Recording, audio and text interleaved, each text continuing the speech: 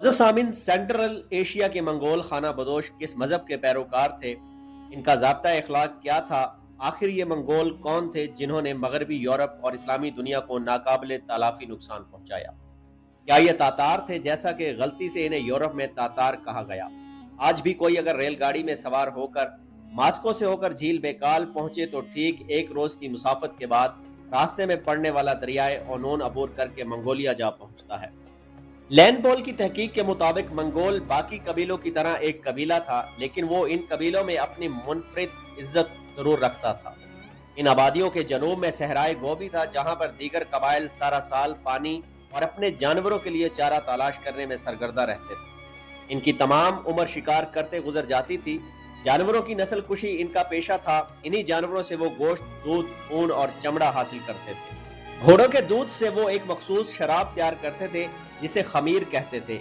इनका गुजर बसर जानवरों की खालों के लेन देन पर होता। इन कबाइल का लेन देन तुर्कों और हमसाया ताकत चीन से था।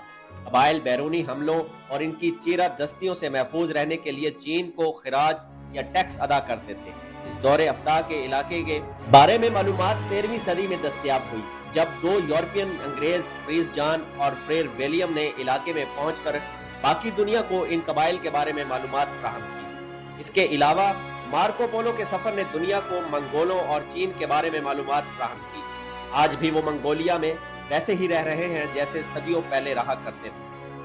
मंगोल लकड़ी के फ्रेम के ऊपर बनाए जाने वाले गोल से खैमों में रहते थे। इन्हें योरत कहा जाता था। इसकी छत पर तेल से भीगा हुआ नमदार होता था, जिस पर सफेद चूना फेर दिया जाता था। यह ढांचा बर्फ या बारिश के पानी और तंदो तेज हवाओं से खेमे को महफूज रखता था। खेमों का दरवाजा शमाल की जानब रखा जाता था। दूर से ये खेमे मशरूम की तरह दिखाई देते थे। इन खेमों की छकड़ों के ऊपर भी नस्ब किया जा सकता था। हिजरत के वक्त ये खाना बदोश अपने खेमे या तंबू उठाकर साथ ले जाते थे। कैंपों की जगह का इंतखाब करते वक्त वो गर्मी और सर्दी के मौसमों को मद्देनजर रखते थे।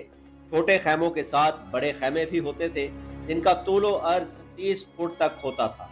ऐसे खेमों की तामीर के लिए जरूरी इमारती सामान बैलगाड़ियों के जरिए लाया जाता था। खेमों के दरवाजे रंगदार होते थे। इन दरवाजों पर खूबसूरती के लिए पौधे, बैले और दरख्त भी लगाए जाते थे। मंगोल जंगली जानवर और परिंदे भी पालने के शौकीन थे। खेमों के अंदर फर्श पर सूखी घास डाली जाती थी, जिसको जानवरों की खालों और हाथ से बनी दरियों से ढांपा जाता था। खेमों के अंदर औरतों के बैठने की जगह मर्दों से हटकर बनाई जाती थी। खेमों के अंदर मौजूद आतिशदानों से जरा हटकर घर का मालिक काविच पर बैठता था। खेमे के वस्त में धुएं के अखराज के लिए एक सुराख रखा जाता था। खेमों के अंदर बैठने का एक मखसूस इंतजाम होता था। घर का मालिक, काविच से आगे इसका भाई, फिर इसके साथ इसकी बीवी का भाई, और इस तरह बिल्लिहाज रुतबा नशिस्तें लगाई जाती थी। जहां तक मंगोलों के मजहब का ताल्लुक था, वो शमानी नजरिए की एक किस्म थी, जिनमें पुरोहित या मौलवी का किरदार शमान अदा करता था। वो दुनिया में राइज मुख्तलिफ फलसफों के बारे में दर्स देता। वो बीमारियों के लिए इलाज तजवीज़ करने वाला, रूहों को कंट्रोल करने वाला और चौकीदार का किरदार अदा करने वाला होता था। खेमे के अंदर बुत दरवाजे के दोनों अतराफ लटकाए गए होते थे। इन बुतों से इन खाना बदोशों के जहन में मौजूद इंसानी तसव्वुर पता चलता है। इन बुतों के साथ साथ पस्तान की शक्ल की छोटी छोटी चीजें इस मकसद के लिए रखी होती थी कि वो इनके जानो माल और जानवरों की हिफाजत करेंगी। इनका अकीदा था कि इन एशिया की मौजूदगी से इनके जानवरों का दूध बढ़ता था और इनके बच्चे सेहतमंद पैदा होते थे। मुजस्सामीन मंगोलों के खेमों में रेशम की मौजूदगी का पता चलता है। वो लिबास के अलावा खेमों को भी सिल्क से सजाते थे। रेशम इनके यहाँ एक कीमती चीज तस्वर किया जाता था।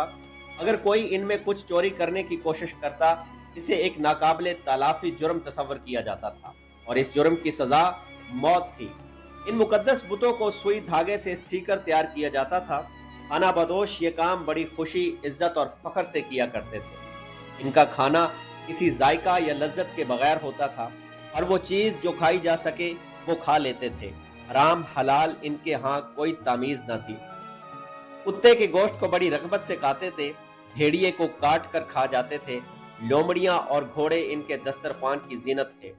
जब कभी खाने को कुछ ना होता, वो इंसानी गोश्त भी खाने से नहीं चूकते थे। इन्हें जुए भी खाते देखा गया है। ان کا کہنا تھا کہ ہم ان کو اس لیے کھاتے ہیں کہ یہ ہمارے بیٹوں کا خون چوستی ہیں اور گوشت کھاتی ہیں۔ انہیں چوہے کھاتے بھی دیکھا گیا ہے۔ کھانے کی جگہ کو وہ نہ کسی کپڑے سے ڈھانپتے، نہ کھانے کے بعد ہاتھ صاف کرتے، بلکہ اپنے کپڑوں سے ہی صاف کر لیا کرتے تھے۔ دلچسپ بات یہ ہے کہ ان کے پاس نہ گندم، نہ روٹی، نہ سبزی اور نہ کھانے کا تیل ہوتا تھا۔ بہک کر گلگپاڑا مچانا اور دیسی گٹار کی آواز پر ڈانس کرنا، شور مچانا اور کہے لگانا ان کا معمول تھا۔ نشے میں وہ مزید پیتے اور دوسروں کو مقابلے میں پینے کے لیے چیلنج کرتے۔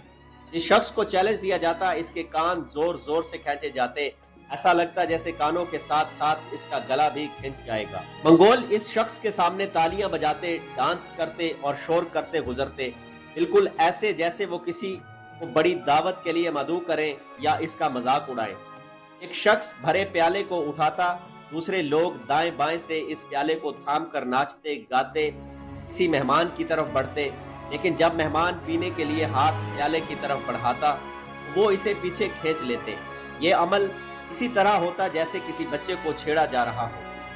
جب مہمان کے صبر کا پیمانہ چھلکنے لگتا وہ شراب کا پیالہ اس کو دے دیتے۔ جوں جوں وہ یہ پیتا جاتا سب میزبان تالیاں پیٹتے جاتے۔ یہی عمل آج کی مغربی دنیا میں چند تبدیلیوں کے ساتھ دیکھا جا سکتا ہے۔ معزز سامعین، اگر آج کی ویڈیو آپ کو اچھی لگی ہو تو ہمارے چینل کو سبسکرائب کریں، ویڈیو کو لائک اور شیئر کریں، بیل آئیکن کا بٹن ضرور دبائیں تاکہ آنے والی ہر نئی ویڈیو کا نوٹیفیکیشن آپ کو مل سکے۔